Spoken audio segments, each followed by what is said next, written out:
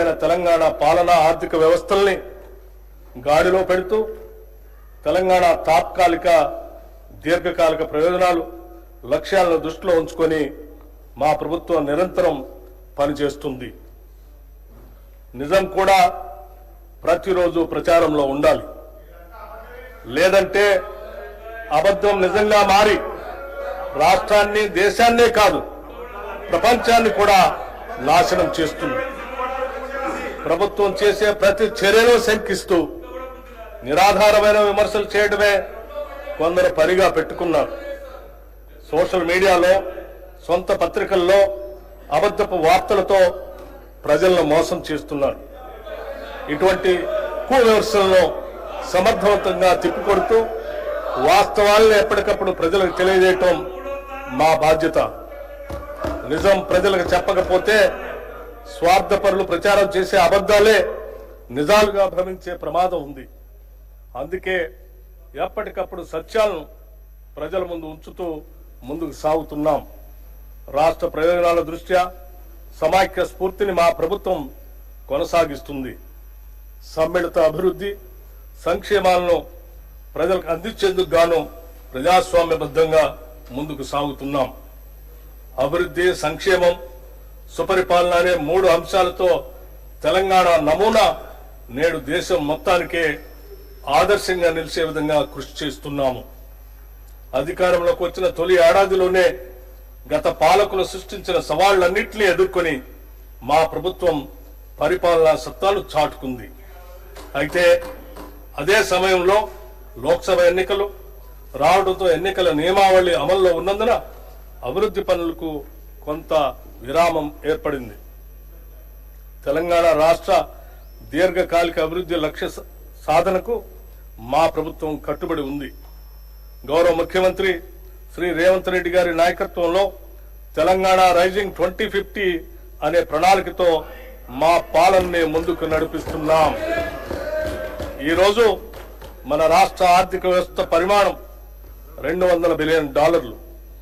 రాబోయే 10 ఏళ్ల కాలంలో దీన్ని 5 రెట్లు అభివృద్ధి చేసి $1000 బిలియన్, ట్రిలియన్ వ్యవస్థగా రూపాంతరం చెందే దిశగా మా కార్యాచరణ ఉంటుంది.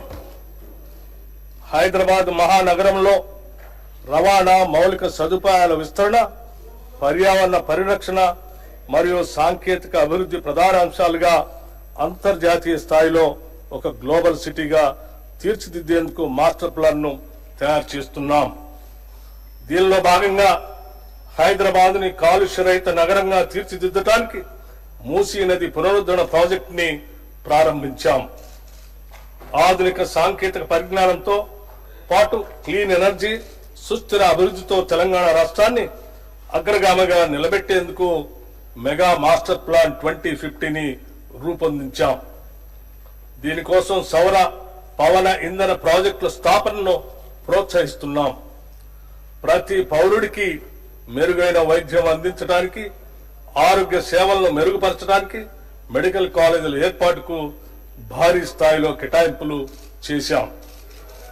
సమాజ పురోగతికి కీలకంగా మారిన విద్యా వ్యవస్థను పటిష్టపరచడంతో పాటు డిజిటల్ విద్యను పెంపొందించి పాఠశాలలకు మౌలిక సదుపాయాలను కల్పించాం. వెనుకబడిన వర్గాలకు చెందిన ప్రతిభావంతులైన విద్యార్థులను ప్రోత్సహించేందుకు స్కాలర్షిప్లని అందిస్తున్నాం. రైతుల సంక్షేమమే ప్రాధాన్యంగా పనిచేసే మా ప్రభుత్వం రాష్ట్ర రైతాంగానికి ఎప్పటికప్పుడు స్వల్పకాలిక, దీర్ఘకాలిక సహాయాన్ని అందిస్తూనే ఆధునిక వ్యవసాయ విధానాలను ప్రోత్సహించేందుకు సబ్సిడీలు, ప్రత్యేక ఇన్సెంటివ్లని అందిస్తుంది. మార్కెట్లో సరైన మద్దతు ధర అందేలా చర్యలు తీసుకోవడంతో పాటు మార్కెట్ యార్డులో రైతుల కోసం అనేక సదుపాయాలు కూడా కల్పిస్తున్నాం. నీకు కనిపించిన బలహీనుడైన నిరుపేద ముఖాన్ని గుర్తు తెచ్చుకో. నువ్వు తీసుకున్న చర్య అతనికి ఉపయోగపడుతుందో లేదో అని నిన్ను నువ్వు ప్రశ్నించుకో అని మహాత్మా గాంధీ గారు చెప్పిన మాటలు, వారి మాటలే మాకు స్ఫూర్తి మంత్రం. నిరుపేదల కోసం, బలహీన వర్గాల కోసం మేము తీసుకున్న ప్రతి చర్య వెనుక ఉన్న ఆలోచన ఇదే. అభివృద్ధి ఫలాలు సమాజంలోని చిట్ట చివరి వ్యక్తికి చేర్చే లక్ష్యంతో అభివృద్ధి మరియు సంక్షేమ రంగాలకు తగినన్ని నిధుల్ని ప్రస్తుత బడ్జెట్లో ప్రతిపాదిస్తున్నాం. ప్రపంచ ఆర్థిక వ్యవస్థల్లో వేగంగా వస్తున్న మార్పుల ప్రభావాన్ని సమర్థవంతంగా ఎదుర్కొంటూ తెలంగాణ ఆర్థిక వ్యవస్థ స్థిరమైన వృద్ధిని సాధిస్తుంది. 2024-25 ఆర్థిక సంవత్సరంలో తెలంగాణ స్థూల రాష్ట్ర ఉత్పత్తి ప్రస్తుత ధరల ప్రకారం 16,12,579 కోట్ల రూపాయలు. గత సంవత్సరంతో పోలిస్తే వృద్ధి రేటు 10.1% నమోదైంది. 2,05,579 రూపాయలు కాగా వృద్ధి రేటు 8.8%. దేశ తలసరి ఆదాయంతో పోలిస్తే తెలంగాణ తలసరి ఆదాయం 1,74,172 రూపాయలు, అంటే 1.8% రెట్లు ఎక్కువగా ఉంది. 2024-25లో తెలంగాణ జోడింపబడిన స్థూల విలువలో సేవా రంగం 66.3%, పారిశ్రామిక రంగం 16.4%, మరియు పారిశ్రామిక రంగం 16.4%, మరియు వ్యవసాయ అనుబంధ రంగాలు 17.3% వాటాను కలిగి ఉన్నాయి. వ్యవసాయ అనుబంధ రంగాలు జీఎస్టీపీలో తక్కువ వాటా కలిగి ఉన్నప్పటికీ రాష్ట్ర మొత్తం శ్రామిక రంగంలో 42.7% మందికి ఉపాధి కల్పిస్తున్నాము. ఉచిత కరెంటు, రైతు భరోసా, పంట రుణమాఫీ, నీటిపారుదల ప్రాజెక్టులపై పెట్టుబడులు వంటి ప్రభుత్వ పథకాలు రైతాంగానికి ఆత్మవిశ్వాసాన్ని పెంపొందించాయి. అదే సమయంలో వ్యవసాయ రంగాన్ని పటిష్టవంతం చేసేందుకు గాను పళ్ల తోటలు, పశు సంరక్షణ, చేపల పెంపకం వంటి అనుబంధ వ్యవసాయ కార్యకలాపాలను ప్రోత్సహిస్తున్నాం. రాష్ట్ర పరిశ్రమలు 22.5% మందికి ఉపాధి కల్పిస్తున్నాయి.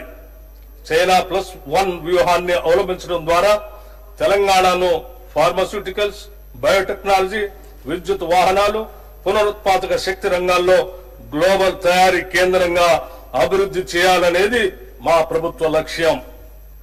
పరిశ్రమల కారిడార్లు, ప్రత్యేక ఆర్థిక మండళ్ల అభివృద్ధి మరిన్ని పెట్టుబడులను ఆకర్షించి ఉద్యోగ అవకాశాలను పెంపొందించడానికి తోడ్పడతాయి.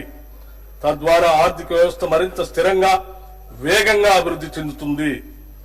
రాష్ట్రంలో సేవా రంగం అత్యధిక కొత్త ఉపాధి కల్పించే దిశగా కొనసాగుతుంది. ఇది మొత్తం శ్రామిక రంగంలో 34.8% వాటాను కలిగి ఉంది. హైదరాబాద్ నగరం ఐటీ రంగంలో అగ్రగామిగా, ముఖ్యంగా సాఫ్ట్వేర్ సేవలు, ఫిన్టెక్, లాజిస్టిక్, పర్యాటక వంటి రంగాలలో ఉపాధి వృద్ధికి ప్రధానంగా దోహదపడుతుంది. తెలంగాణలో శ్రామిక శక్తి 68.7% ఉండగా దేశీయ సగటు 64.3% మాత్రమే ఉంది. దీనిలో మహిళల ఉపాధి శాతం 52.7% ఉండగా ఇది దేశ సగటు 45.2% కంటే అధికం. మహిళలు మరియు వెనుకబడిన వర్గాలకు తెలంగాణ ప్రభుత్వం ఉపాధి అవకాశాలు కల్పించడంలో ఎంతగా విజయవంతమైందో ఈ గణాంకాలు తెలియజేస్తున్నాయి. రాష్ట్ర ప్రభుత్వం 16వ ఆర్థిక సంఘానికి సమగ్ర నివేదికను సమర్పించింది. ఇందులో కేంద్ర పన్నుల పంపిణీల్లో రాష్ట్రాలకు న్యాయమైన వాటా కల్పించాలని, అలాగే రుణ స్థిరత్వం, మౌలిక సదుపాయాల అభివృద్ధి మరియు సామాజిక సంక్షేమ కార్యక్రమాలకు మరింత ఆర్థిక సహాయం అందించాలని విజ్ఞప్తి చేసింది. కేంద్ర ప్రభుత్వం విధిస్తున్న సెస్సులు, అదనపు ఛార్జీల వల్ల రాష్ట్రాలకు వస్తున్న ఆదాయం గణనీయంగా తగ్గుతుంది అన్న విషయాన్ని కమిషన్ కు వివరించాం. ప్రస్తుతం రాష్ట్రాలకు ఇస్తున్న 41% పన్నుల వాటాను 50% పెంచాలని ప్రతిపాదించడం జరిగింది. తెలంగాణతో సహా దక్షిణాది రాష్ట్రాలు పన్నుల పంపిణీలో తగ్గుతున్న వాటాపై ప్రభుత్వం ఆందోళన వ్యక్తం చేసింది.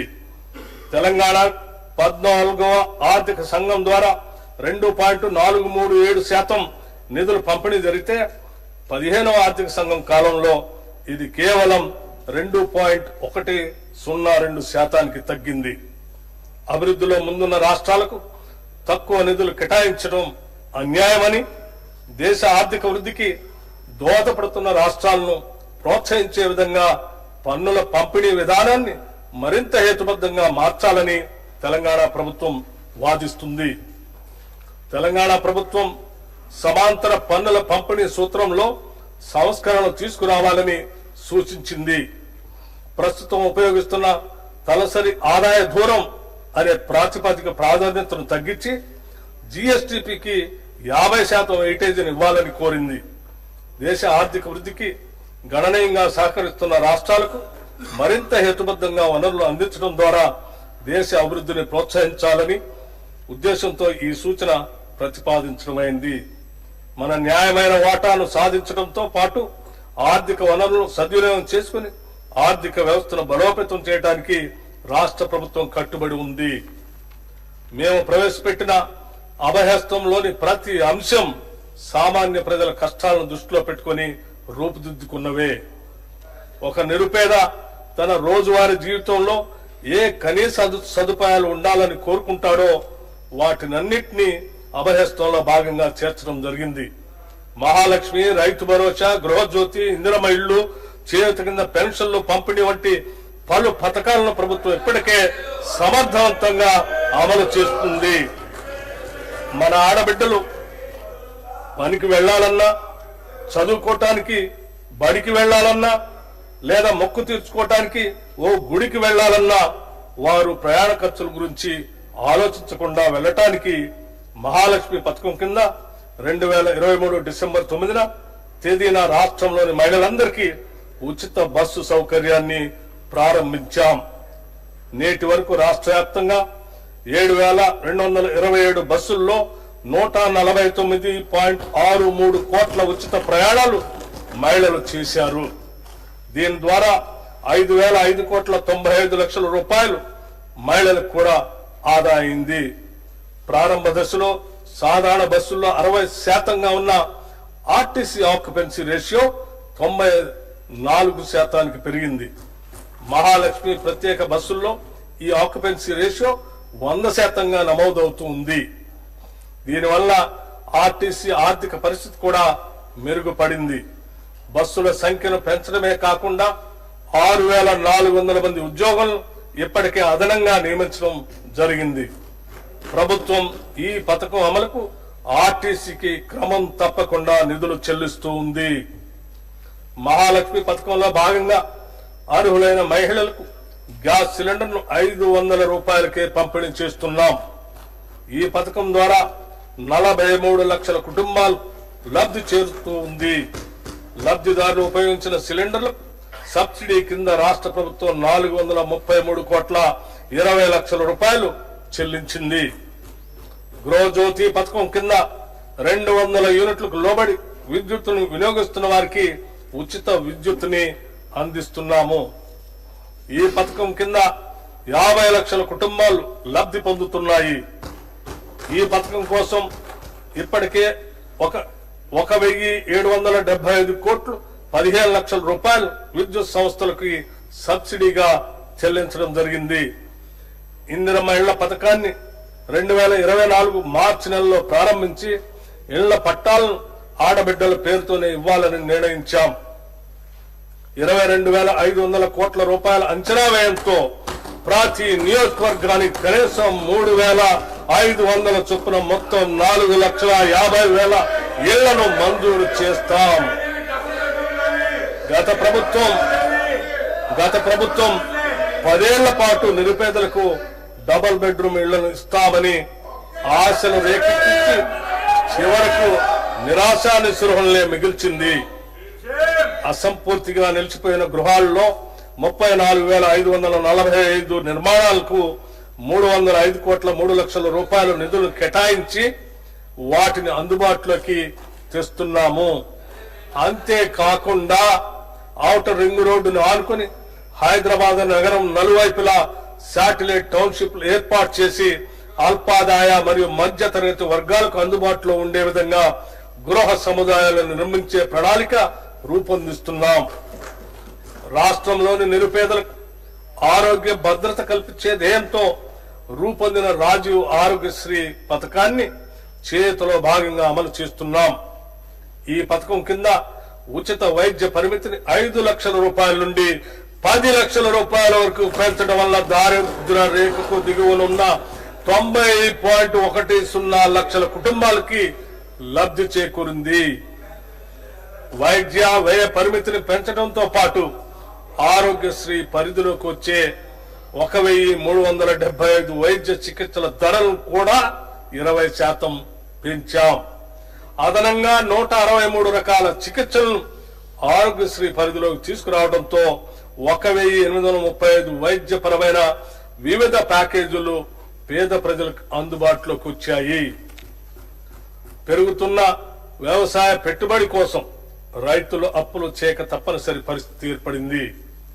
గతంలో చేసిన అప్పు తీరితేనే రాబోయే పంట కాలానికి కావలసిన పెట్టుబడికి రుణం దొరుకుతుంది. మన రైతన్నలకు ఇచ్చిన మాటకు కట్టుబడి మా ప్రభుత్వం వారిని రుణముక్తులు చేసింది. వారికి 2 లక్షల లోపు రుణాలను మాఫీ చేసింది. ఇప్పటి వరకు 25.35 లక్షల మంది రైతులకు 20,616,89 రూపాయలు రుణమాఫీ చేశాం. దీనివల్ల రైతులు మళ్లీ వ్యవసాయ రుణాలు పొందటానికి మార్గం సుగమమైంది. ఈ భారీ రుణమాఫీతో తెలంగాణ రాష్ట్రంలోని రైతుల ఆర్థిక మరియు సామాజిక స్థితిగతులు మెరుగుపరిచేందుకు బాటలు వేశాం. రాష్ట్రంలోని రైతులు ఎరువులు, విత్తనాలు, వ్యవసాయ పనిముట్లు కొనుగోలు చేసేందుకు పెట్టుబడి సాయంగా మా ప్రభుత్వం 2025 జనవరి 26వ తేదీన తెలంగాణ రైతు భరోసా పథకాన్ని ప్రారంభించింది. ఈ పథకం కింద రైతులకి ఏడాదికి ఎకరానికి 12,000 రూపాయలు అందుతాయి. ప్రజాధనం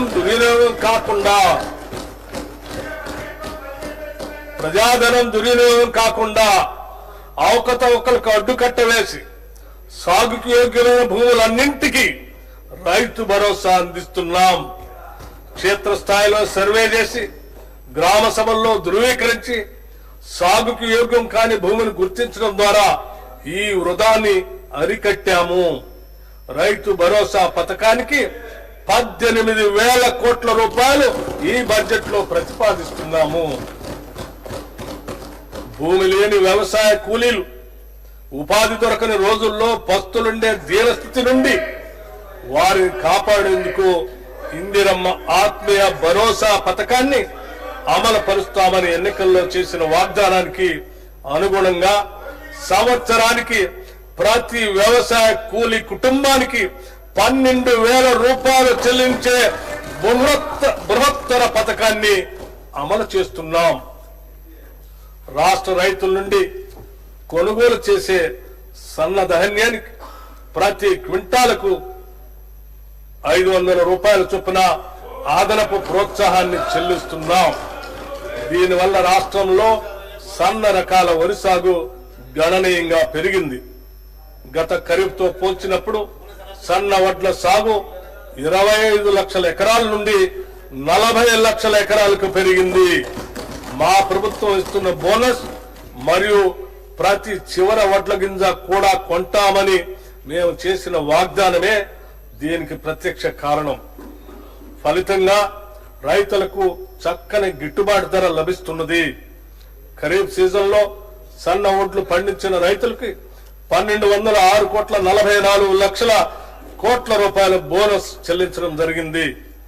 రైతుల సౌకర్యార్థం 2024-25 ఖరీఫ్ సీజన్ లో 8,332 ధాన్యం కొనుగోలు కేంద్రాలను ఏర్పాటు చేసి వారికి ఎటువంటి ఇబ్బందులు లేకుండా చేశాం. అకాల వర్షాల వల్ల ధాన్యం పాడవకుండా పండిన ధాన్యాన్ని రైతులు కొనుగోలు కేంద్రాలకు తీసుకువచ్చే సమయంలో ఎటువంటి నష్టం జరగకుండా గంటకు వాతావరణ సూచనలు అటు రైతులకు ఇటు కొనుగోలు కేంద్రాలకు తెలియజేస్తున్నాం.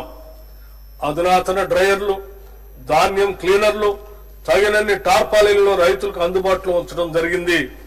వ్యవసాయ మార్కెట్ యార్డుల్లో వసతుల అభివృద్ధికి 181.98 కోట్ల రూపాయల వ్యయంతో వివిధ అభివృద్ధి పనులను చేపట్టాం. 2024-25 ఖరీఫ్ సీజన్ లో 10,35,484 మంది రైతుల నుండి ధాన్యం కొనుగోలు చేసి 12,511 కోట్ల 76 లక్షల రూపాయలు వారి ఖాతాల్లో జమ చేయటమైంది. కేంద్ర ప్రాయోజిత పథకాల ద్వారా రాష్ట్ర రైతుల ప్రయాణం కోసం అన్ని చర్యలు తీసుకుంటున్నాం. రాష్ట్రంలో ఆయిల్ పామ్ సాగును విస్తృతంగా చేపట్టాలన్న ప్రభుత్వ లక్ష్యంతో ప్రోత్సాహక సబ్సిడీని అందిస్తున్నాం. ఆయిల్ పామ్ దిగుమతులపై కస్టమ్స్ సుంకం లేని కారణంగా మన రైతులు సరైన ధర లభించనందున కేంద్ర ప్రభుత్వంతో సంప్రదింపులు జరిపి ఆయిల్ పామ్ దిగుమతులపై కస్టమ్స్ సుంకం విధించేలాగా కృషి చేశాం. తద్వారా ఆయిల్ పామ్ రైతులకు టన్నుకి 2,000 రూపాయలు అదనపు లబ్ధి చేకూరి ఆయిల్ పామ్ సాగు మరింత లాభదాయకంగాను ఆకర్షణీయంగాను మారింది. ఉద్యానవన సాగులో బిందు సేద్యం కొరకు సౌర విద్యుత్తును ఉపయోగించే రైతులకు ప్రాధాన్యతనిచ్చి వారికి ప్రోత్సాహక సబ్సిడీని అందిస్తాం. వ్యవసాయ శాఖకు ఈ బడ్జెట్ లో 24,439 కోట్ల రూపాయల్ని ప్రతిపాదిస్తున్నాం. పశువులు వ్యాధుల బారిన పడకుండా నిరోధించే టీకాలను ఉత్పత్తి చేసే తెలంగాణ పశు వైద్య టీకా ఉత్పత్తి కేంద్రం హైదరాబాద్ శాంతినగర్ లో ఉంది. ఈ వెటర్నరీ బయోలాజికల్ రీసెర్చ్ ఇన్స్టిట్యూట్ ని మామిడిపల్లికి తరలించి 300 కోట్ల రూపాయలతో భారీగా విస్తరింపజేస్తున్నాం. అంతేకాకుండా కొత్త వ్యాక్సిన్ల ఆవిష్కరణకు అవసరమైన పరిశోధనలు చేపట్టే నిమిత్తం 100 కోట్ల రూపాయలతో అధునాతన యంత్రాలను తెప్పిస్తున్నాం. నూతనంగా ఏర్పాటయ్యే ఈ టీకాల కేంద్రంలో బ్యాక్టీరియల్ వైరల్ వ్యాక్సిన్ ప్రొడక్షన్ ప్లాంట్లు, క్వాలిటీ కంట్రోల్, యానిమల్ టెస్టింగ్ ల్యాబ్లు, R&D, యానిమల్ బ్రీడింగ్ సెంటర్ వంటి వాటితో పాటు స్టాఫ్ క్వార్టర్స్ కూడా నిర్మిస్తాం. మన రాష్ట్రం నుండి భారీగా చేపల ఎగుమతిని ప్రోత్సహించడానికి రంగారెడ్డి జిల్లా కోహెడలో ఎక్స్పోర్ట్ ఓరియంటెడ్ హోల్సేల్ చేపల మార్కెట్ ను 47 కోట్ల రూపాయల వ్యయంతో నిర్మించాలని ప్రతిపాదించాం.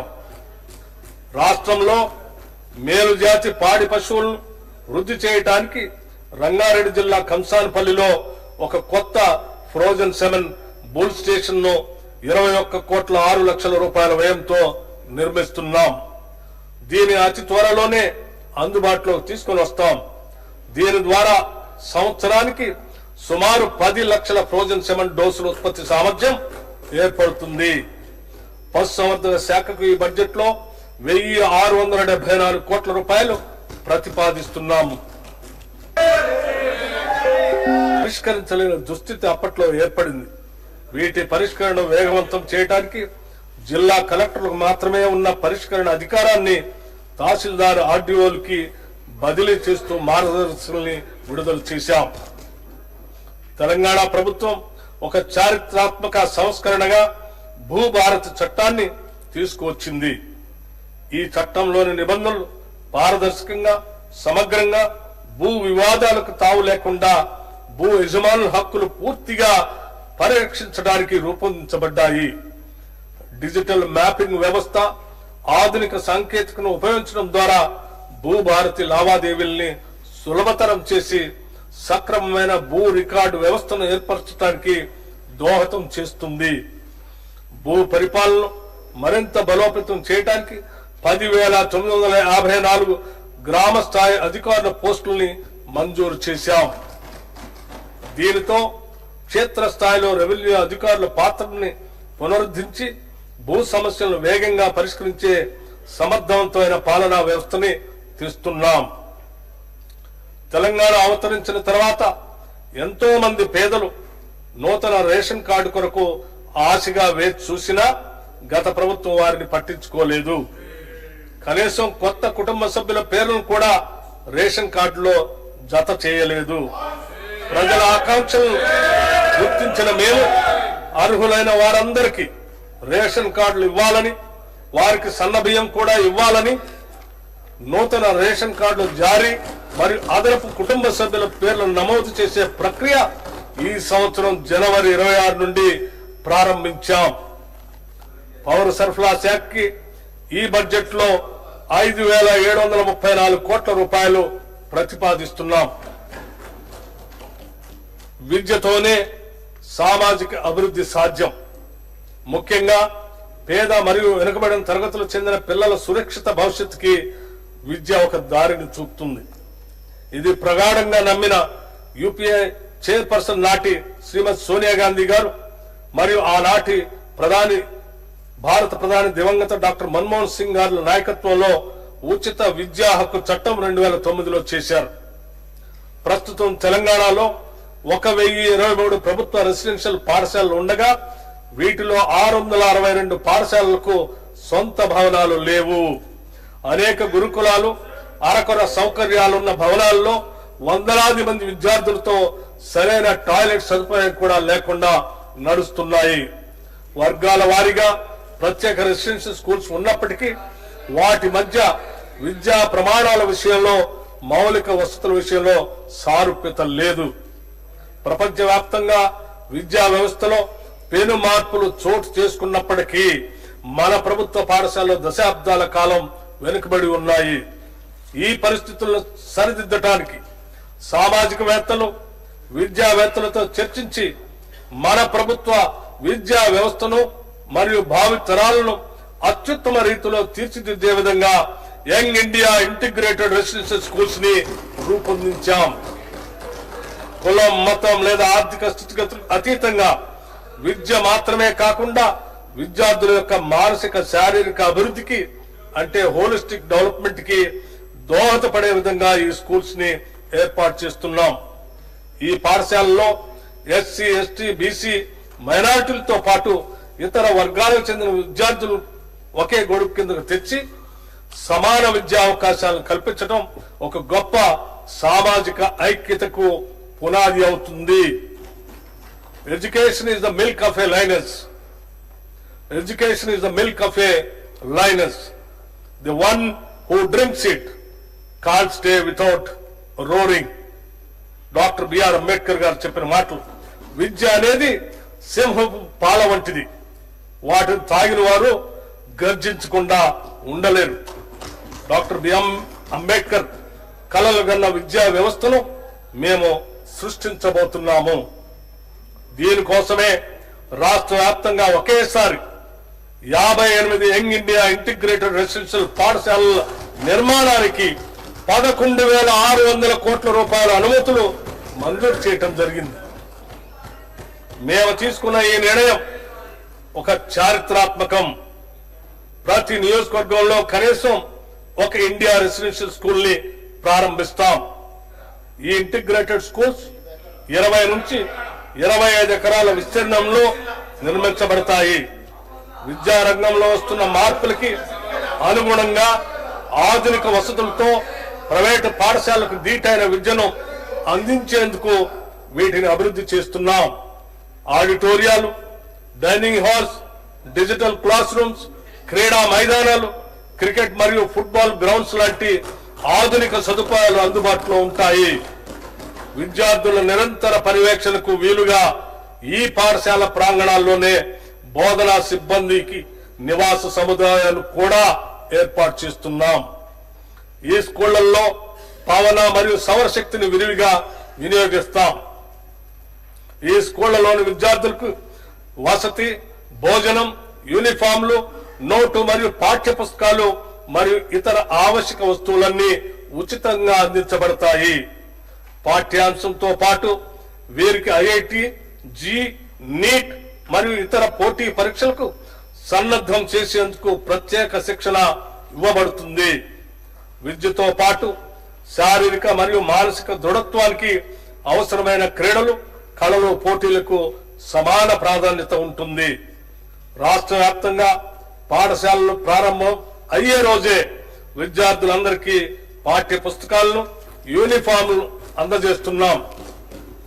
ప్రభుత్వ విద్యా సంస్థలన్నింటికీ ఉచిత విద్యుత్ సరఫరాని అందిస్తున్నాం. త్వరలో రాష్ట్రంలోని అన్ని పాఠశాలలకు గ్రీన్ విద్యుత్ ని అందిస్తాం. పిల్లల శారీరక, మానసిక ఆరోగ్యానికి సంతులిత పౌష్టిక ఆహార ప్రాధాన్యతను గుర్తించి రాష్ట్రంలోని అన్ని గురుకులాలు, అన్ని సంక్షేమ శాఖలకు చెందిన అనుబంధ హాస్టల్లో మరియు కస్తూర్బా గాంధీ బాలికల పాఠశాలలో డైట్ ఛార్జీలు 40% మరియు కాస్మెటిక్ ఛార్జీలు 200% పెంచాం.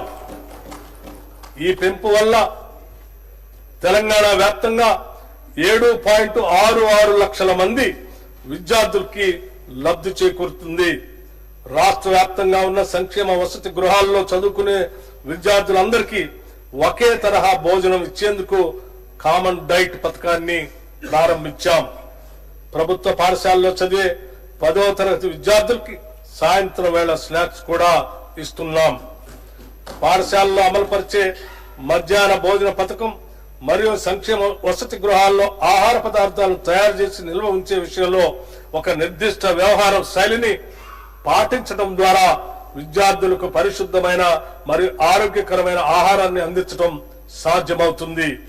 దీనికోసం ఒక స్టాండర్డ్ ఆపరేటింగ్ ప్రొసీజర్ SOPని రూపొందించి అమలు చేస్తున్నాం. Education is future insurance.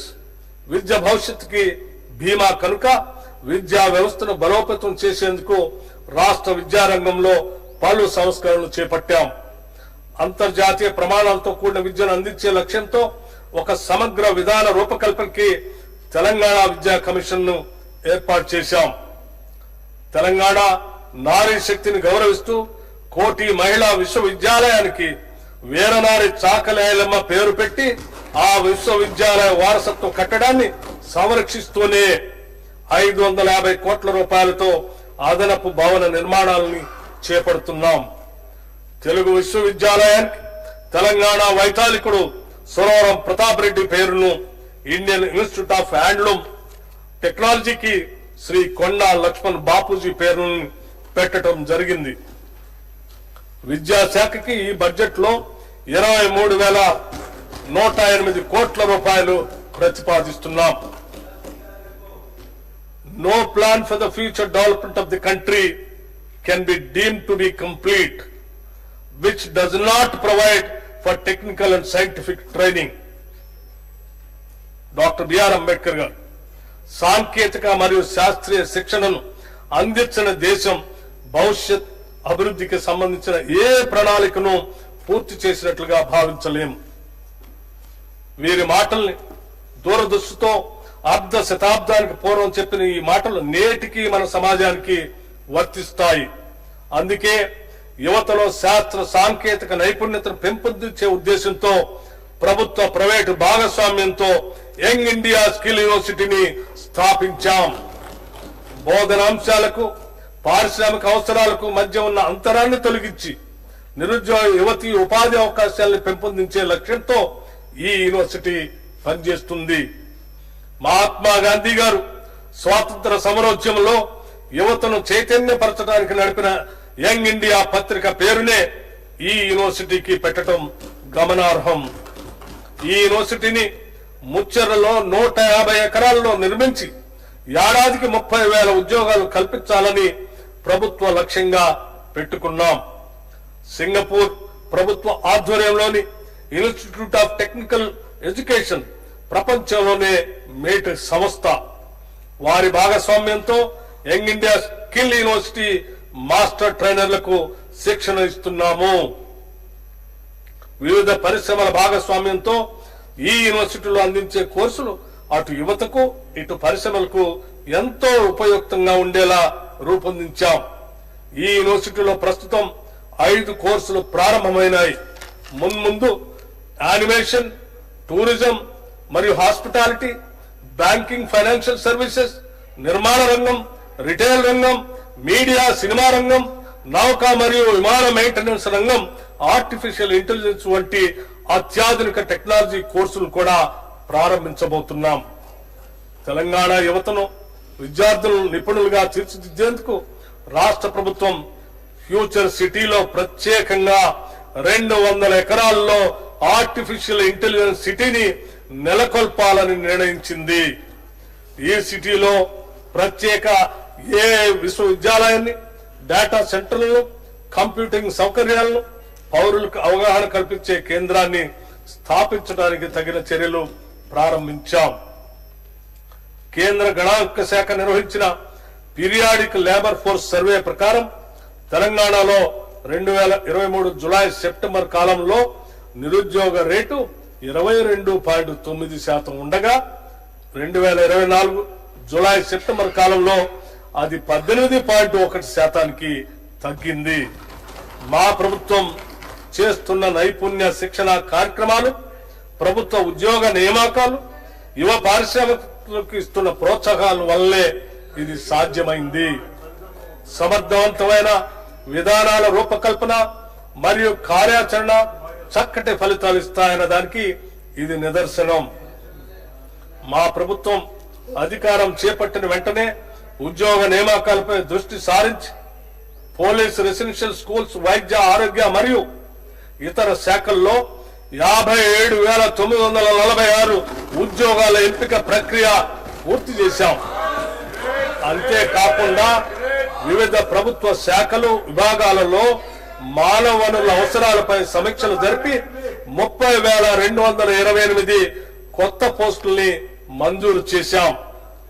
Group 1, group 2 మరియు గ్రూప్ 3 పరీక్షలు సకాలంలో సక్రమంగా నిర్వహించి వాటి ఫలితాలు కూడా ప్రకటించాం. త్వరలో వారికి నియామక పత్రాలు అందజేస్తాం. అలాగే 14,236 అంగన్వాడీ పోస్టుల భర్తీకి ఆదేశాలు జారీ చేశాం. తెలంగాణ రాష్ట్ర సాధనలో మన యువత బయలుదేరిన బాటసారికి ఎంత కష్టం అని మహానుభావుడు ఆనాడు శ్రీశ్రీ చెప్పారు. నిరుద్యోగ యువత ఇటువంటి ఒక నిస్సహాయ స్థితిలో ఉండగా మా ప్రభుత్వం అధికారం చేపట్టి వారికి భవిష్యత్తుపై తిరిగి ఆశను రగిల్చింది. ప్రభుత్వ ఉద్యోగాల సత్వర భర్తీతో పాటు ఇతర రంగాల్లో ఉపాధి కల్పించే దిశగా ముఖ్యంగా మహిళలు మరియు వెనుకబడిన వర్గాల యువత కోసం ప్రత్యేక ప్రణాళికలు రూపొందించాల్సిన అవసరాన్ని గుర్తించింది. ఎస్సీ, ఎస్టీ, బీసీ, మైనారిటీ మరియు ఆర్థికంగా వెనుకబడిన వర్గాల యువత స్వయం ఉపాధి కల్పన కొరకు రాజీవ్ యువ వికాసం అనే పథకాన్ని ప్రారంభించాం. ఈ పథకం యువతకు ఉపాధి కల్పనలో ఒక గేమ్ చేంజర్ గా నిలుస్తుంది. కేవలం ఉపాధి కల్పించడమే లక్ష్యంగా కాకుండా యువతని ఔత్సాహిక పారిశ్రామికవేత్తలుగా తీర్చిదిద్ది వారు మరింత మందికి ఉపాధి సృష్టించేట్లు ప్రోత్సహించడం మా ధ్యేయం.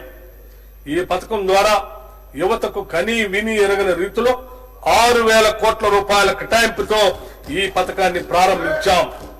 ఎస్సీ, ఎస్టీ, బీసీ, మైనార్టీ కార్పొరేషన్ల ద్వారా ఈ పథకాన్ని అమలు చేస్తాం.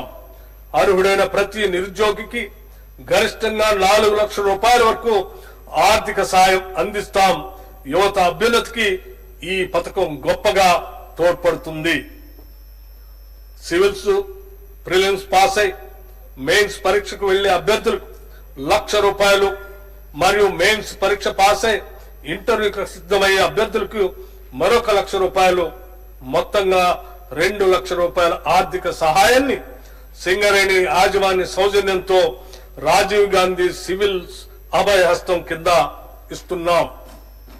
తద్వారా ఆల్ ఇండియా సర్వీసెస్ లో తెలంగాణ రాష్ట్రం నుంచి మరింత మంది పేద మధ్యతరగతి కుటుంబాలకు చెందిన యువతీ యువకులు ఎంపికయ్యే అవకాశం ఏర్పడింది.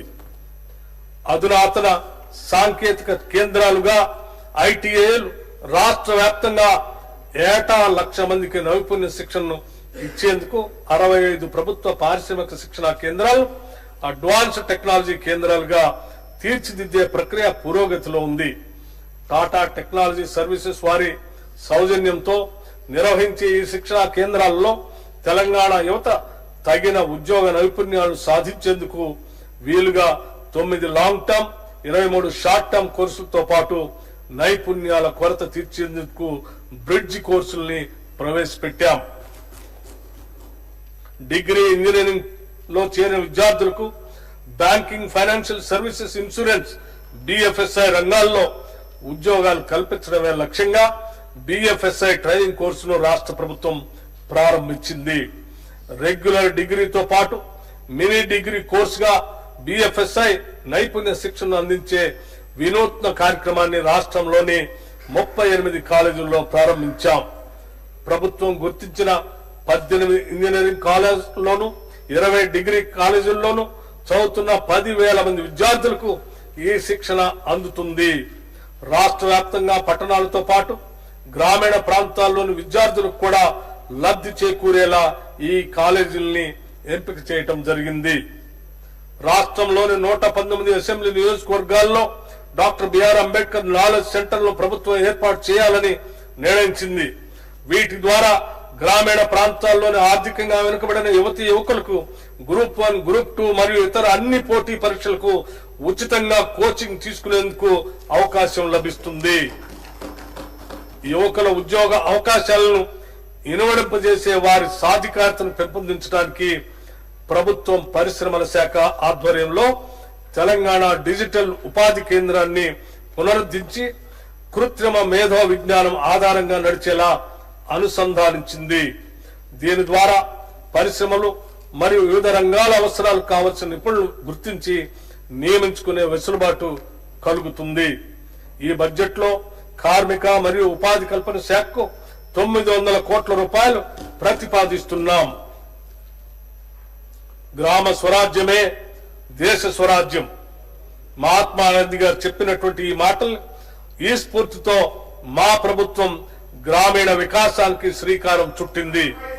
గత ప్రభుత్వంలో నిర్వీర్యమైన గ్రామీణ వ్యవస్థను మరింత పటిష్టం చేయాలనే లక్ష్యంతో కార్యాచరణ రూపొందించుకున్నాం.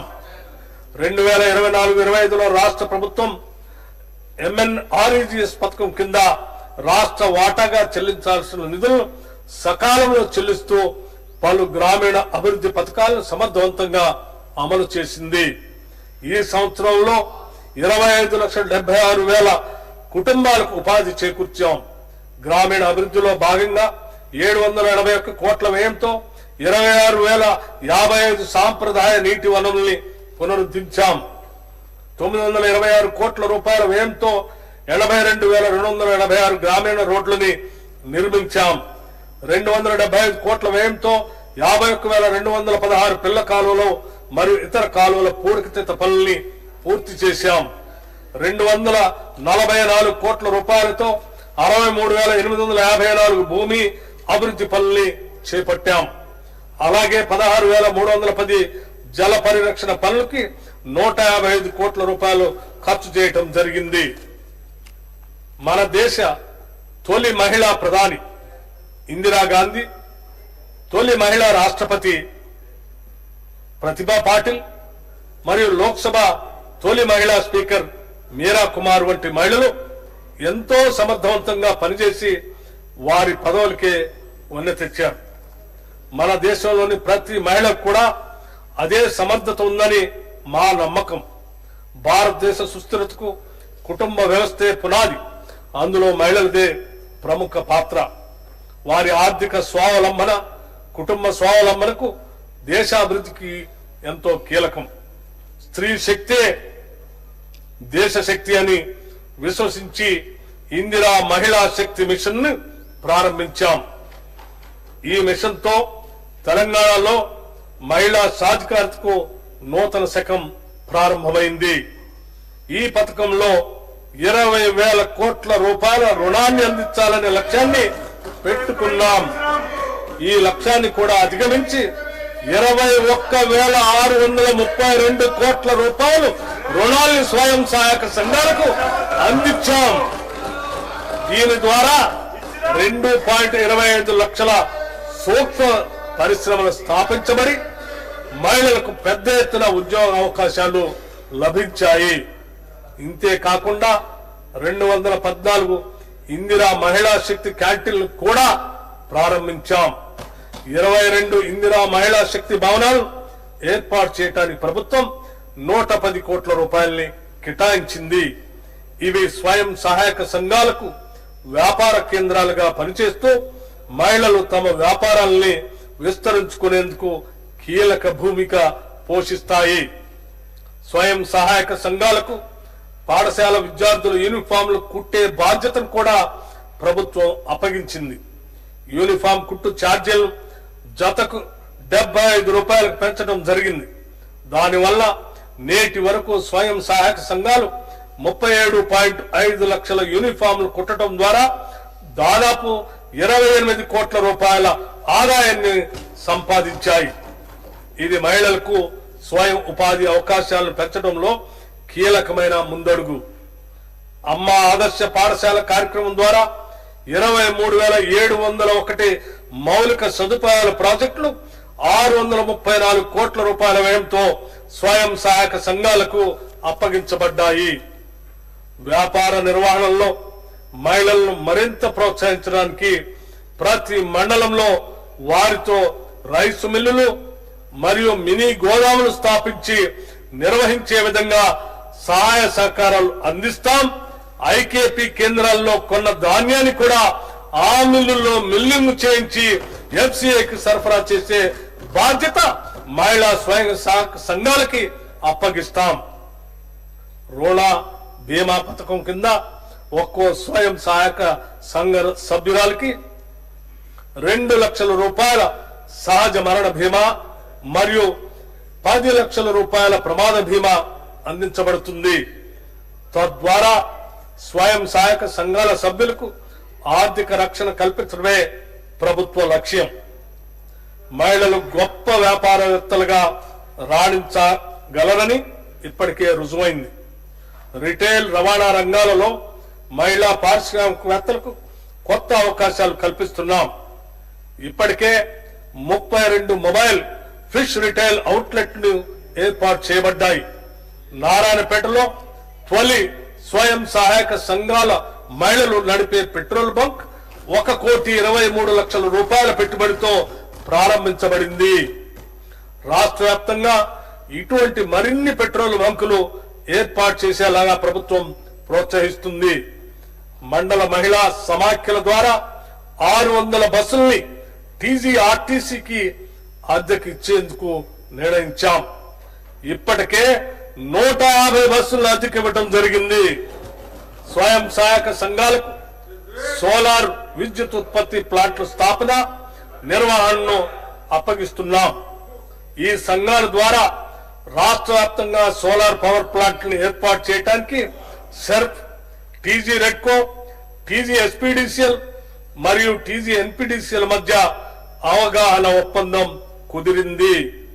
ఈ ప్రాజెక్టు ద్వారా 1000 మెగావాట్ల సోలార్ విద్యుత్ ఉత్పత్తి అవ్వటమే కాకుండా మహిళలకు జీవనోపాధి లభిస్తుంది. 1 కోటి మంది మహిళలకు ఇందిరా మహిళా శక్తి మిషన్ పథకం ద్వారా 1,00,000 కోట్ల రూపాయల వడ్డీ లేని రుణాల్ని అందిస్తాం. పంచాయతీరాజ్ మరియు గ్రామీణ అభివృద్ధి శాఖకు ఈ బడ్జెట్ లో 31,605 కోట్ల రూపాయలు ప్రతిపాదిస్తున్నాం. రాష్ట్రంలోని రెసిడెన్షియల్ పాఠశాల విద్యార్థుల ఆరోగ్యం, సంక్షేమం, భద్రతను మెరుగుపరిచేందుకు, పాఠశాల పనితీరులోని లోపాలను గుర్తించేందుకు మహిళా ఐఏఎస్ అధికారులు వాటిని సందర్శించి రాత్రిపూట బస చేసేలా ఆదేశాలు ఇచ్చాం. వాటి పనితీరును మెరుగుపరచడానికి తక్షణమే తీసుకోవాల్సిన చర్యలతో పాటు దీర్ఘకాలిక చర్యలు కూడా సిఫార్సు చేయాలని వారిని ఆదేశించాం. 2024 ఆగస్టులో తెలంగాణ ప్రభుత్వం మహిళల భద్రత కోసం ప్రత్యేక కమిటీని ఏర్పాటు చేసింది. ఈ కమిటీలో మహిళా మంత్రులు, అధికారులు సభ్యులుగా ఉంటారు.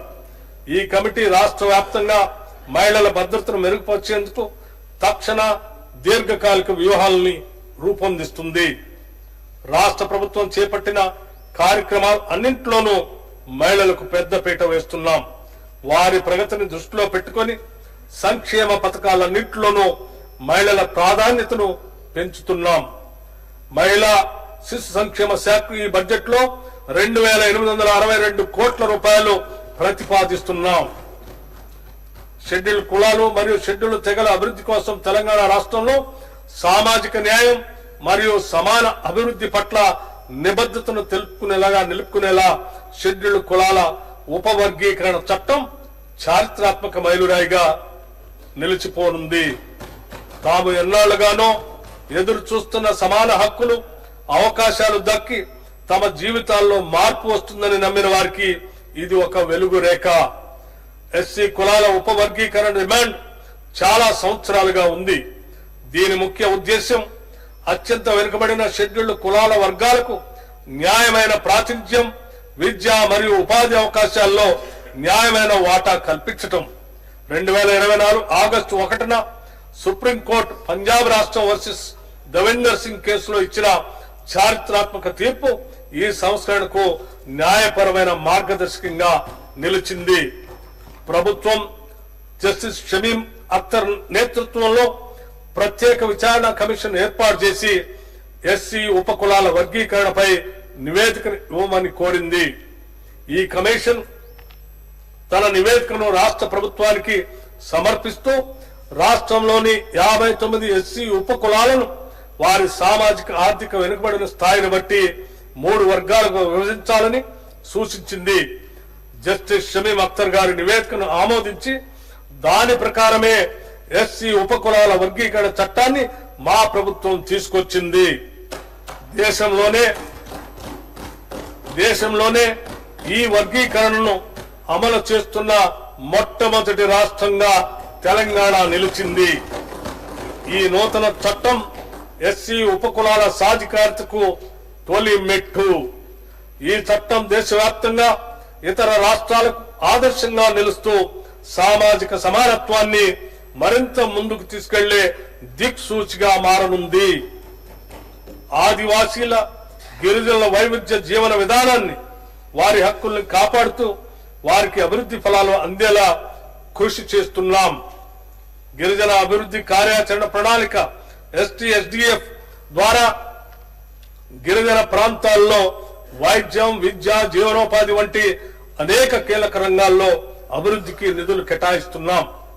అంతేకాకుండా ఈ ప్రాంతాల్లో మౌలిక సదుపాయాలను మెరుగుపరిచి వాటిని సమర్థవంతంగా నిర్వహించడం కోసం ప్రభుత్వం చర్యలు తీసుకుంటుంది. గిరిజన అభివృద్ధి కోసం రాష్ట్ర ప్రభుత్వం మొదటిసారిగా ఇందిరా గిరి జల వికాసం అనే ఒక ప్రత్యేక పథకంతో పోడు భూములు సాగు చేసుకునే గిరిజన రైతుల కొరకు సౌర ఆధారిత పంపు సెట్ల ద్వారా సాగునీటిని అందించాలని నిర్ణయించాం.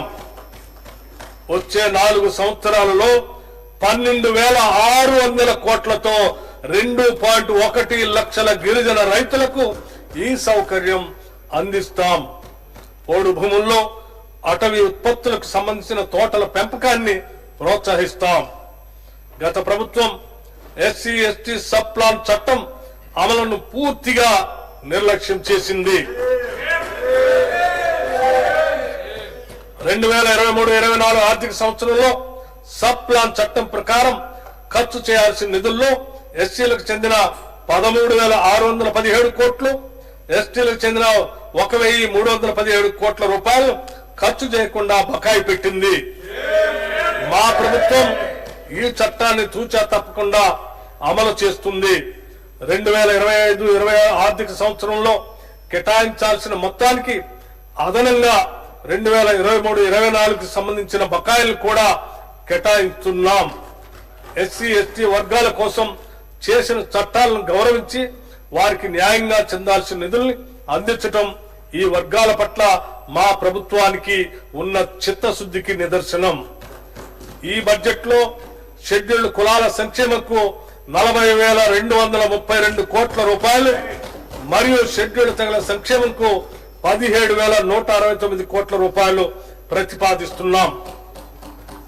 సమగ్ర సామాజిక ఆర్థిక విద్యా ఉపాధి రాజకీయ మరియు కుల సర్వే సామాజిక ప్రజాస్వామ్యానికి అవసరమైన ప్రణాళికల రూపకల్పనకు మొదటి మెట్టు. మేము చేపట్టిన కులగణన చారిత్రాత్మక అసమానతలను రూపుమాపే లక్ష్యంతో గతంలో ఎన్నడూ చేపట్టని సామాజిక ఆర్థిక విద్యా ఉపాధి రాజకీయ మరియు కుల సర్వేను తెలంగాణ ప్రభుత్వం నిర్వహించింది. కుల ఆధారిత గణన గురించి ఎన్నో దశాబ్దాలుగా డిమాండ్లు కొనసాగుతున్నాయి. సముచిత ప్రాతినిధ్యం మరియు వనరుల సమాన పంపిణీని నిర్ధారించేందుకు ఇది అత్యంత ఆవశ్యకం. ఈ సర్వే రాష్ట్ర చరిత్రలోనే విస్తృతమైన శాస్త్రీయ పారదర్శక డేటా సేకరణ కార్యక్రమంగా నిలిచి మొత్తం 1.12 కోట్ల కుటుంబ వివరాలను సేకరించింది.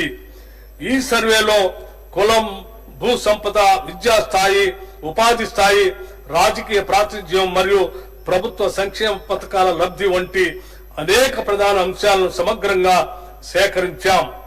96% కవరేజ్ తో ఈ సర్వే అత్యంత విజయవంతమైన సామాజిక ఆర్థిక డేటా సేకరణగా దేశంలోనే నిలిచింది. ప్రభుత్వ సంక్షేమ పథకాలు అర్హులైన లబ్ధిదారులకు చేరేందుకు సమర్థవంతమైన పాలనకు ఈ సర్వే కీలక డేటాను అందించింది.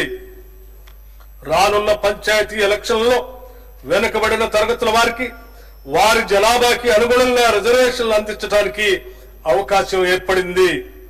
ఈ డేటా భవిష్యత్తులో సంక్షేమ పథకాలు, రిజర్వేషన్లు మరియు సమగ్ర ఆర్థిక అభివృద్ధి విధానాల రూపకల్పనకు ఆధారంగా మారనుంది. సంక్షేమ పథకాలలో బీసీలకు ఇతర శాఖల నుండి కూడా కేటాయింపులు చేసి మరియు ఖర్చు చేయడం జరుగుతుంది. పశు సంవర్ధక శాఖ ద్వారా చేపల పెంపకానికి, పరిశ్రమల శాఖ ద్వారా చేనేత కార్మికులకు చీరల పంపిణీ కోసం, వ్యవసాయ శాఖ ద్వారా రైతు భరోసా మరియు రుణమాఫీ పథకాల కింద వేల కోట్ల రూపాయలు వీరి కోసం ఖర్చు చేయటం జరుగుతుంది. వెనుకబడిన తరగతుల సంక్షేమ శాఖకు ఈ బడ్జెట్ లో 11,405 కోట్ల రూపాయలు ప్రతిపాదిస్తున్నాం. రాష్ట్రంలోని చేనేత, మరమగ్గాల కార్మికుల సంక్షేమం, సమగ్ర అభివృద్ధి కోసం తెలంగాణ ప్రభుత్వం చేనేత అభయహస్తం పథకాన్ని అమలు చేస్తుంది. ఈ పథకం ద్వారా తెలంగాణ నేతన్న పొదుపు నిధి, తెలంగాణ నేతన్న భద్రత, నేతన్న బీమా, తెలంగాణ నేతన్నకు భరోసాలను అమలు చేస్తున్నాం. 2018 నుండి 2022 వరకు మరమగ్గ కార్మికులకు బకాయి పడ్డ 10% నూలు సబ్సిడీ కింద 37,49,00,000 రూపాయలను ఈ సంవత్సరంలో విడుదల చేశాం. చేనేత కార్మికుల కోసం రాజన్న సిరిసిల్ల, వేములవాడలో 50 కోట్ల రూపాయల కార్పస్ ఫండ్ తో నూలు డిపోని ఏర్పాటు చేశాం. రాష్ట్రంలో స్వయం సహాయక సంఘాల్లో ఉన్న 64.7 లక్షల మంది సభ్యులకు ఏటా 2 నాణ్యమైన చీరలు ఇవ్వాలని నిర్ణయించాం. ఈ చీరలను తయారు చేసే బాధ్యత మన రాష్ట్ర నేతన్నలకే అప్పగించాలని కూడా నిర్ణయించాం. చేనేత రంగానికి ఈ బడ్జెట్ లో 371 కోట్ల రూపాయలు ప్రతిపాదిస్తున్నాం. రాష్ట్రంలో మైనార్టీల భద్రతకు, సంక్షేమానికి మా ప్రభుత్వం ప్రాధాన్యతనిస్తుంది. రాష్ట్ర ప్రభుత్వం నిర్మించబోయే యంగ్ ఇండియా రెసిడెన్షియల్ స్కూల్స్ లో వివిధ ప్రాంతాల్లో ఉన్న మైనార్టీ రెసిడెన్షియల్ స్కూల్స్ కూడా అంతర్భాగం అవుతాయి. తద్వారా మైనార్టీ విద్యార్థులు కూడా ఇతర విద్యార్థులతో పాటు అత్యుత్తమ విద్యను అభ్యసించే అవకాశం కలుగుతుంది. ముస్లిం సోదరులు అతి పవిత్రంగా భావించే హజ్ యాత్రకు తగిన నిధులు కేటాయించాం. హజ్ 2024 యాత్రకు 11,446 మంది వెళ్లటం తెలంగాణ చరిత్రలో ఒక రికార్డు. రాజీవ్ యువ వికాసంలో భాగంగా మైనార్టీ సోదరీమణులకి 840 కోట్ల రూపాయలతో స్వయం ఉపాధి పథకాలు చేపడతాం. మైనార్టీ సంక్షేమ శాఖకు ఈ బడ్జెట్ లో 3,591 కోట్ల రూపాయలు ప్రతిపాదిస్తున్నాం. ఎంఎస్ఎంఈ పాలసీ ద్వారా సూక్ష్మ, చిన్న, మధ్యతరహా పరిశ్రమలు ఎదుర్కొంటున్న కీలక సవాళ్లను పరిష్కరించే లక్ష్యంతో ఎంఎస్ఎంఈ పాలసీ 2024ను తెలంగాణ ప్రభుత్వం తీసుకుని వచ్చింది. రాబోయే 5 ఏళ్లలో ఎంఎస్ఎంఈల అభివృద్ధి కోసం 4,000 కోట్ల రూపాయలు ఖర్చు చేసి 25,000కు పైచిలుకు కొత్త ఎంఎస్ఎంఈ పరిశ్రమలను స్థాపించడానికి లక్ష్యంగా పెట్టుకున్నాం. ఈ పాలసీతో స్వయం సహాయక బృందాలు ఎంఎస్ఎంఈలుగా మారేందుకు అన్ని దశల్లో సహాయం అందిస్తాం. నూతన పారిశ్రామిక పార్కుల్లో 5% ప్లాట్లు మహిళా పారిశ్రామికవేత్తలకి, 17% ఎస్సీ ఎస్టీ పారిశ్రామికవేత్తలకి కేటాయించాలని నిర్ణయించాం. ప్రభుత్వం ఎస్సీ ఎస్టీ పారిశ్రామికవేత్తలకి 50 లక్షల రూపాయల పరిమితికి లోబడి 50% వరకు భూమి ధరలో రాయితీనిస్తుంది.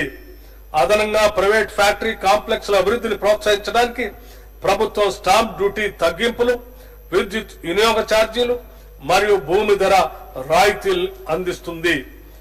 ఆర్థిక సవాళ్లను పరిష్కరించడానికి పాలసీలో మూలధన పెట్టుబడి రాయితీ పథకాన్ని కూడా ప్రవేశపెట్టాం.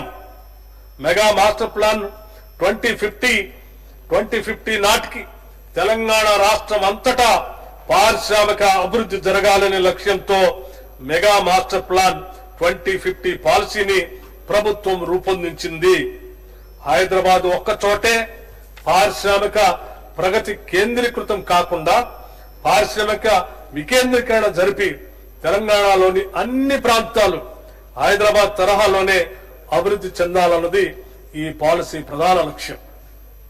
రాష్ట్రంలోని అన్ని ప్రాంతాల్లోనూ ఐటీ, ఫార్మా, హెల్త్ తో పాటు food processing, sports, automobile, garments, metal ware, చేనేత ఆభరణాల తయారీ మొదలైన క్లస్టర్లను ఏర్పాటు చేసి పరిశ్రమలను అభివృద్ధి పరచడానికి కావలసిన అన్ని చర్యలు చేపడుతున్నాం. అంతేకాకుండా హైదరాబాద్ వరంగల్ పారిశ్రామిక కారిడార్ ను NH 163కి ఇరువైపులా ఏర్పాటు చేస్తాం. రంగారెడ్డి, మహబూబ్నగర్ జిల్లాల పరిధిలో గ్రీన్ ఫీల్డ్ ఫార్మా క్లస్టర్లు ఏర్పాటు చేయాలని భావిస్తున్నాం. ఔషధాల తయారీ కంపెనీలకు, బయోటెక్ మరియు లైఫ్ సైన్సెస్ కంపెనీలకు కావలసిన మౌలిక సదుపాయాలు కల్పించి గ్రీన్ ఫీల్డ్ ఫార్మా క్లస్టర్ల ఏర్పాటుకు ప్రభుత్వం తోడ్పడుతుంది. యాంటీబయోటిక్స్, సింథటిక్ డ్రగ్స్, వ్యాక్సిన్లు, న్యూట్రాస్యూటికల్స్, హెర్బల్ ఔషధ ఉత్పత్తులు, కాస్మెటిక్స్ సంబంధిత ఉత్పత్తులన్నింటికీ ఫార్మాసిటీలో ప్రాధాన్యత ఉంటుంది. తెలంగాణ రాష్ట్రం ఇప్పటికే పెట్టుబడులకు గొప్ప ఆకర్షణ కేంద్రంగా మారింది.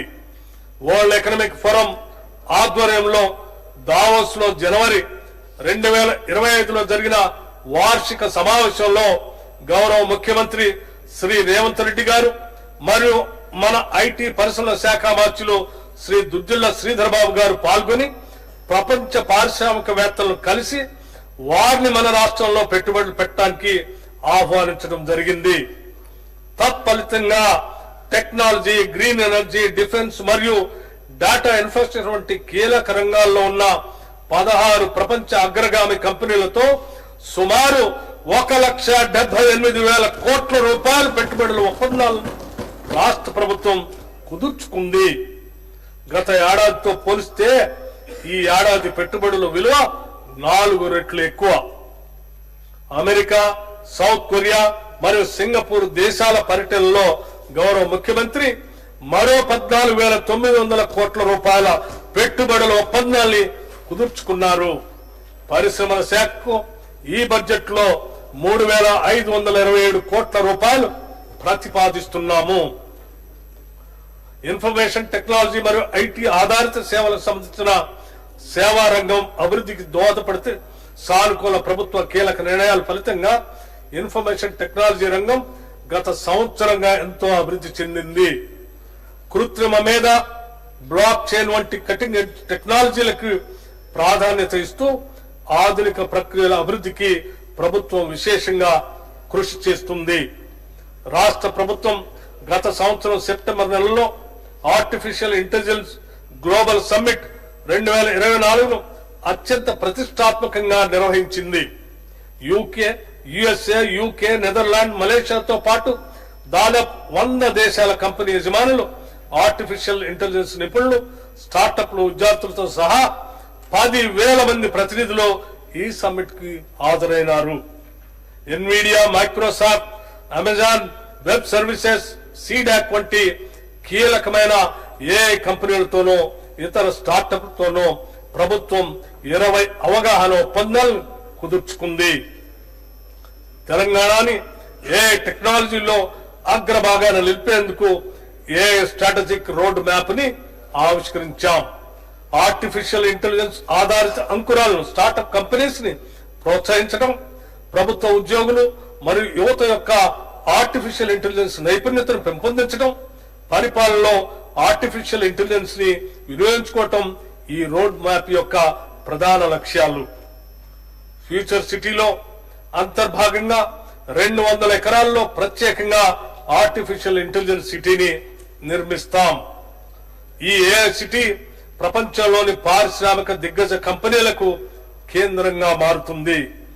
గూగుల్ కంపెనీ ఇక్కడ ఆర్టిఫిషియల్ ఇంటెలిజెన్స్ ఆధారిత యాక్సిలరేటర్ సెంటర్ ను నెలకొల్పేందుకు సిద్ధంగా ఉంది. ఇన్ఫర్మేషన్ టెక్నాలజీ శాఖకు ఈ బడ్జెట్ లో 774 కోట్ల రూపాయలు ప్రతిపాదిస్తున్నాము. నాణ్యమైన విద్యుత్తును నిరంతరాయంగా సరఫరా చేయటం ప్రభుత్వ ధ్యేయం. సాంప్రదాయ ఇంధన వనరులు ఒక పక్క వినియోగించుకుంటేనే సాంప్రదాయేతర ఇంధన వనరుల వినియోగంపై దృష్టి సారించడం ద్వారా విద్యుత్ ఉత్పత్తి సామర్థ్యాన్ని పెంచాలన్నది మా ప్రభుత్వ లక్ష్యం. తెలంగాణ విద్యుత్ వినియోగంలో విశేషమైన వృద్ధిని సాధించింది. అంతేకాకుండా మన ట్రాన్స్కో తక్కువ సరఫరా నష్టాలతో దేశంలోని అగ్రగామి విద్యుత్ సంస్థల్లో ఒకటిగా నిలిచింది. ఈ సంవత్సరం తెలంగాణ గరిష్ట విద్యుత్ డిమాండ్ 16,918 మెగావాట్లకు చేరుకున్నా మనం ప్రజలకు నిరంతర విద్యుత్ సరఫరా అందించగలిగాము.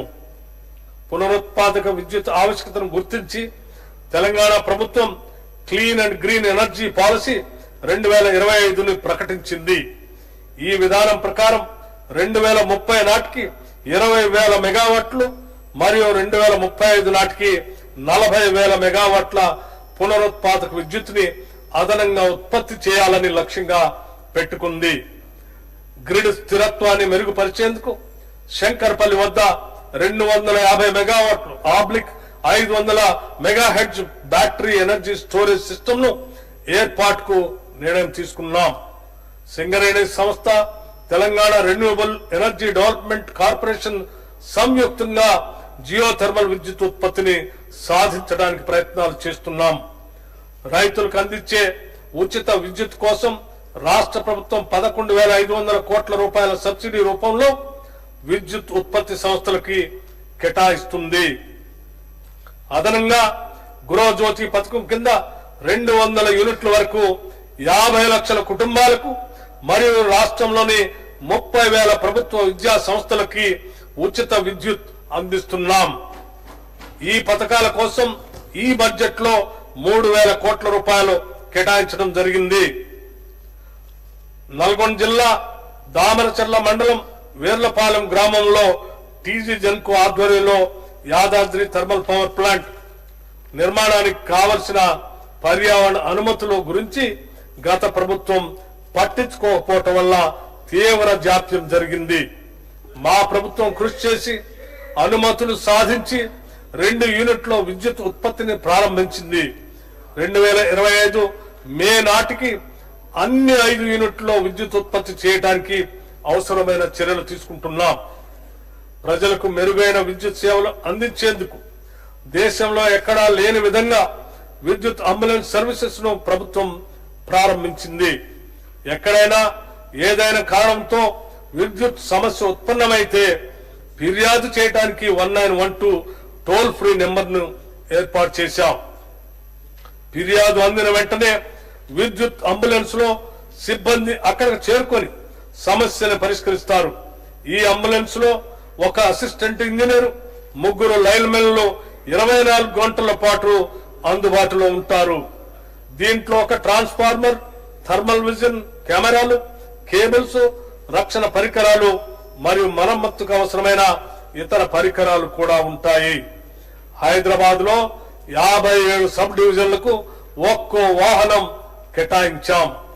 త్వరలో ఈ వినూత్న సదుపాయాన్ని రాష్ట్రమంతా విస్తరిస్తాం. విద్యుత్ శాఖకి బడ్జెట్ లో 21,220 కోట్ల రూపాయలు ప్రతిపాదిస్తున్నాం. తెలంగాణ ప్రభుత్వం ఆరోగ్య రంగాన్ని మరింత బలోపేతం చేసేందుకు విప్లవాత్మక సంస్కరణ చేపట్టింది. 2023 డిసెంబర్ నుండి ప్రభుత్వం వివిధ ఆసుపత్రులకి ఆరోగ్యశ్రీ పథకం కింద 1,215 కోట్ల రూపాయలను విడుదల చేసింది. ఇది గత సంవత్సరాల కేటాయింపు కంటే 50% అధికం.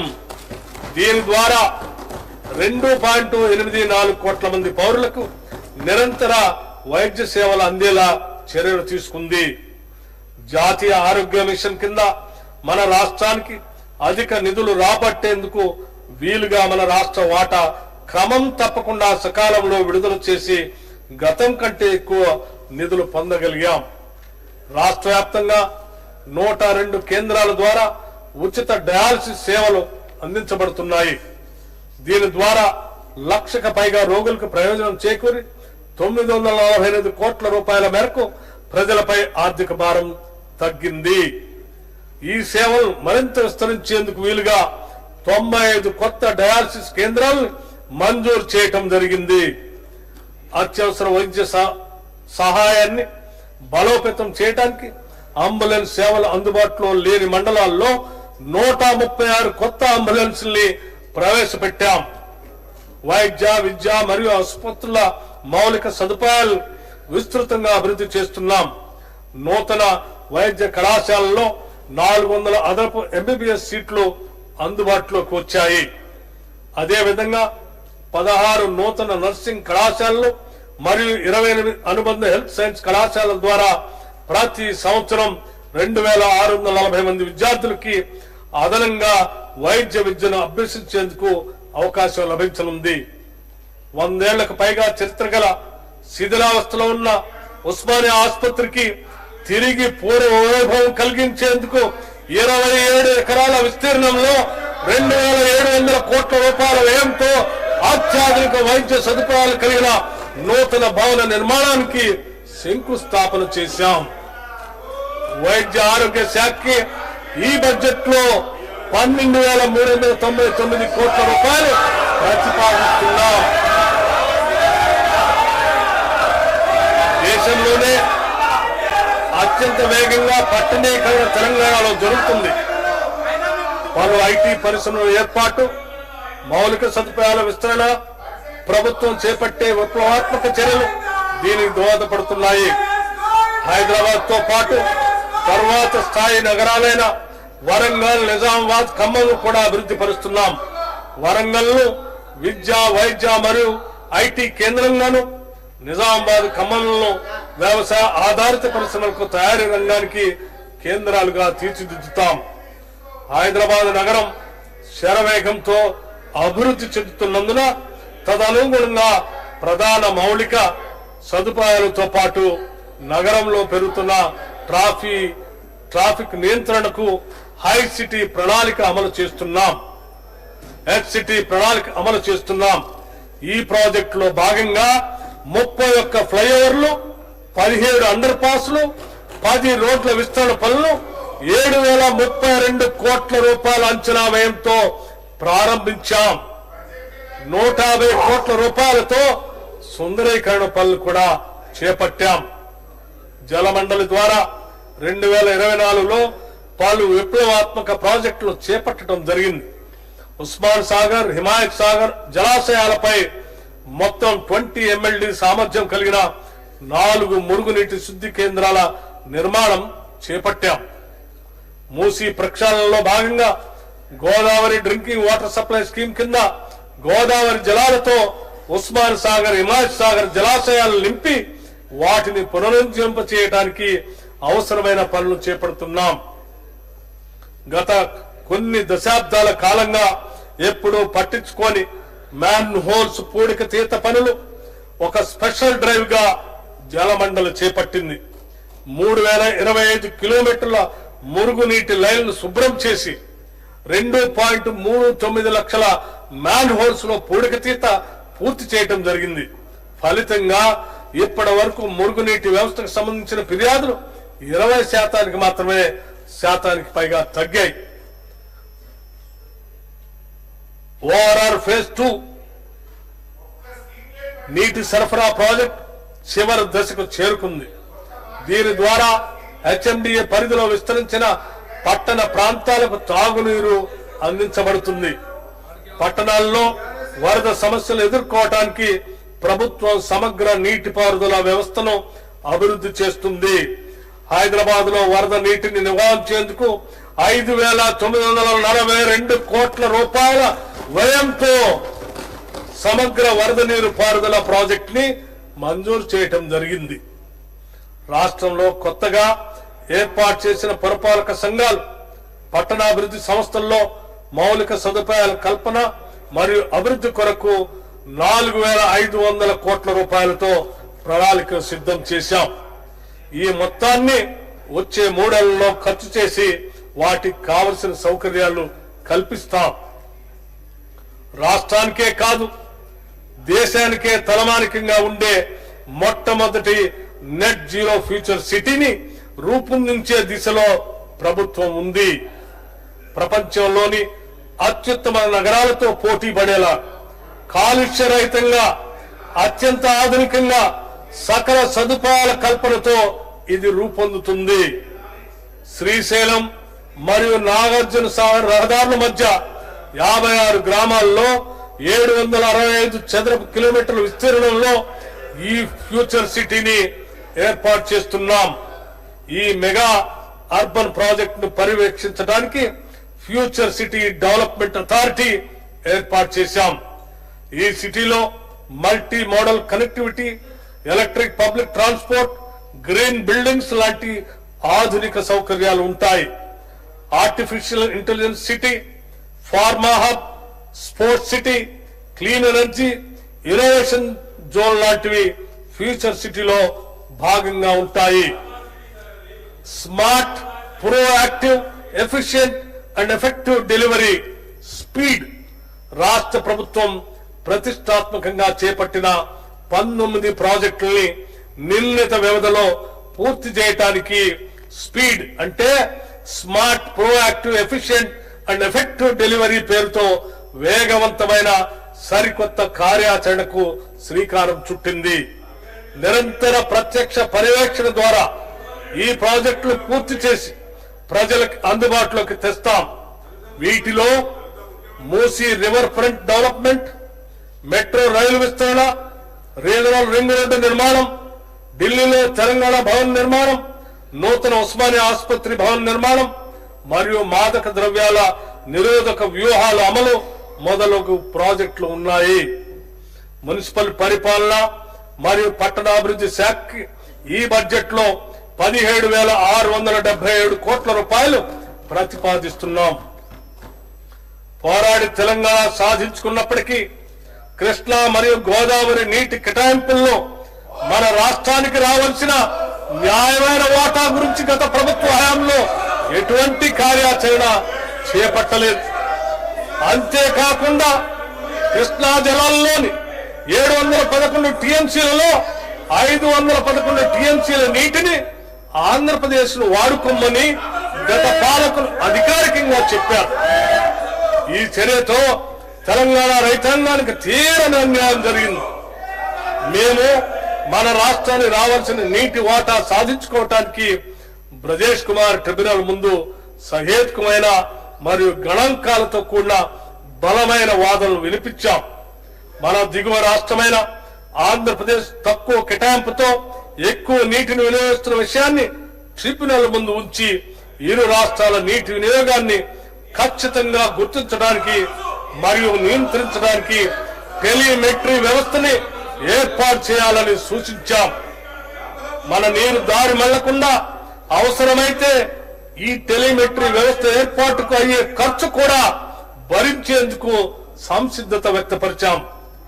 రాష్ట్రంలోని పెండింగ్ ప్రాజెక్టులన్నింటినీ పూర్తి చేసేందుకు ప్రణాళికలు రూపొందించుకొని ప్రాధాన్యత క్రమంలో ఏబి కేటగిరీలుగా విభజించాం. తక్కువ ఖర్చుతో ఎక్కువ ఆయకట్టును సేద్యంలోకి తీసుకురావాలన్నది ప్రభుత్వ ఉద్దేశం. నల్గొండ, యాదాద్రి భువనగిరి జిల్లాల్లోని కరువు ప్రభావిత ప్రాంతాలకు నీటిని అందించడానికి వీలుగా ఉదయ సముద్రం బ్రాహ్మణ వెలమల లిఫ్ట్ ఇరిగేషన్ ప్రాజెక్ట్ ని ప్రారంభించాం. ఉదయ సముద్రం బ్యాలెన్సింగ్ రిజర్వాయర్ నుండి 6.70 టీఎంసీ నీటిని బ్రాహ్మణ వెలమల బ్యాలెన్సింగ్ రిజర్వాయర్ కు లిఫ్ట్ చేయబడుతుంది. ఈ ప్రాజెక్టు ద్వారా 94 గ్రామాల్లో 1,00,000 ఎకరాలకి సాగునీటిని మరియు ఫ్లోరైడ్ సమస్య ఉన్న 107 గ్రామాలకి తాగునీటిని అందించడం అవుతుంది. శ్రీ ఎస్ జయపాల్ రెడ్డి పాలమూరు రంగారెడ్డి ఎత్తిపోతల పథకంలో భాగంగా కేపీ లక్ష్మీదేవిపల్లి రిజర్వాయర్ నిర్మాణాన్ని కూడా ప్రభుత్వం చేపడుతుంది. మూసీ ప్రాజెక్టు పరిధిలోని బులాది కాలువ పునరుద్ధరణ పనులకు 266,65 రూపాయలతో పాలనాపరమైన అనుమతి ఇవ్వటం జరిగింది. యాదాద్రి జిల్లాలో మూసీ ప్రాజెక్టు కింద బులాదిగాని కాలువతో పాటు పిల్లాయిపల్లి ధర్మారెడ్డిపల్లి కాలువల పునరుద్ధరణకు ఈ నిధులు ఖర్చు చేయాలని నిర్ణయించాం. నీటిపారుదల శాఖకి ఈ బడ్జెట్ లో 23,373 కోట్ల రూపాయలు ప్రతిపాదిస్తున్నాం. తెలంగాణ ప్రభుత్వం హైబ్రిడ్ యాన్యుటీ మోడల్ ద్వారా రహదారుల అభివృద్ధికి నిర్ణయం తీసుకుంది. ఈ మోడల్లో 40% ప్రభుత్వ నిధులతో 60% ప్రైవేట్ డెవలపర్ల పెట్టుబడితో రహదారులు అభివృద్ధి చేస్తాం. హ్యామ్ మోడల్లో 2028 వరకు 17,000 కిలోమీటర్ల గ్రామీణ రహదారుల్ని సుమారు 28,000 కోట్ల రూపాయల అంచనా వ్యయంతో అభివృద్ధి చేయాలని లక్ష్యంగా పెట్టుకున్నాం.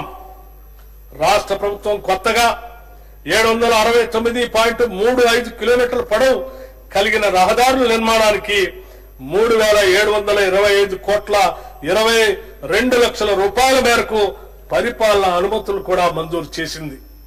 వీటిలో 55 కిలోమీటర్ల పొడవు కలిగిన రహదారులు 9 వంతెనల నిర్మాణం ఇప్పటికే పూర్తయింది. రాష్ట్రంలో గ్రామీణ ప్రాంతాల అనుసంధానం వీలుగా ప్రతి పంచాయతీకి బీటీ రోడ్డు ఉండేలా రోడ్ల నిర్మాణం చేపట్టాం. గ్రామీణ ప్రాంతాల్లో పాడైపోయిన రహదారుల మరమ్మతులు పెద్ద ఎత్తున చేపట్టడం జరిగింది. 12 జిల్లా కేంద్రాల్లో కోర్టు భవన సముదాయాల నిర్మాణానికి 972 కోట్ల రూపాయలతో పాలనాపరమైన అనుమతులను మంజూరు చేశాం. రాష్ట్ర ప్రభుత్వం విశేష కృషి వల్ల ఎంతో కాలంగా అపరిష్కృతంగా ఉన్న వరంగల్ జిల్లా మామనూరు ఎయిర్పోర్ట్ నిర్మాణానికి కేంద్ర ప్రభుత్వం అనుమతులు ఇచ్చింది. ఇప్పటికే దీనికి కావలసిన 253 ఎకరాల భూసేకరణకు నిధులు మంజూరు చేశాం. హైదరాబాద్ నగరానికి నలువైపులా జాతీయ రహదారి నెట్వర్క్ లో ఉన్న లోటును పూడ్చడానికి రీజనల్ రింగ్ రోడ్డు ప్రణాళిక రూపొందించబడింది.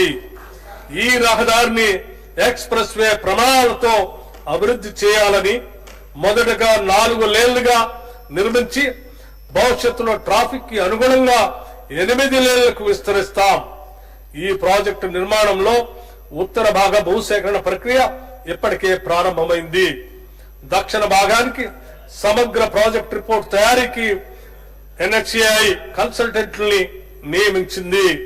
ఈ ప్రాజెక్ట్ ని తెలంగాణ అభివృద్ధికి గేమ్ చేంజర్ గా ప్రభుత్వం పరిగణిస్తుంది. రోడ్డు మరియు భవనాల శాఖ ఈ బడ్జెట్ లో 5,907 కోట్ల రూపాయలు ప్రతిపాదిస్తున్నాం. తెలంగాణ రాష్ట్రంలో పర్యాటక రంగం అభివృద్ధికి ప్రభుత్వం నూతన టూరిజం పాలసీని ఆవిష్కరించింది. జిఎస్టిపిలో పర్యాటక రంగం వాటాని 10% పెంచడం, 15,000 కోట్ల రూపాయల పెట్టుబడులను ఆకర్షించి 3 లక్షల ఉద్యోగాలను సృష్టించడంతో పాటు 2030 నాటికి 10 కోట్ల దేశీయ పర్యాటకులు, 5 లక్షల అంతర్జాతీయ పర్యాటకుల్ని ఆకర్షించడం ఈ పాలసీ యొక్క ప్రధాన ఉద్దేశం. ఈ పాలసీలో భాగంగా రాష్ట్రంలో 27 ప్రత్యేక పర్యాటక ప్రాంతాలను అభివృద్ధి చేయడంతో పాటు రాజీవ్ గాంధీ అంతర్జాతీయ విమానాశ్రయం, రీజనల్ రింగ్ రోడ్ సమీపంలో మౌలిక వసతులు అభివృద్ధి చేయటం జరుగుతుంది. గోదావరి, కృష్ణా నదులపై జట్టీలు, లాంచ్ స్టేషన్లు, వాటర్ స్పోర్ట్స్, హౌస్ బోట్లు, నదీ ఉత్సవాలను ప్రోత్సహిస్తూ పర్యాటక రంగంలో పెట్టుబడులకి మూలధన సబ్సిడీలు, భూమి వినియోగ మార్పిడికి సంబంధించిన రాయితీలు ఇవ్వబడతాయి. నల్లమలలో పర్యాటక ప్రాంత అభివృద్ధికి రాష్ట్ర ప్రభుత్వం 242 కోట్ల రూపాయలతో పనులు చేపట్టింది. పర్యాటక శాఖకి బడ్జెట్ లో 775 కోట్ల రూపాయలు ప్రతిపాదిస్తున్నాము. తెలంగాణ ఉద్యమ స్ఫూర్తిని రగిలించిన గీతం జయ జయ హే తెలంగాణ జననీ జయ కేతనం. తెలంగాణ ఉద్యమ స్ఫూర్తిని రగిలించిన గీతం జయ జయ హే తెలంగాణ జననీ జయ కేతనం.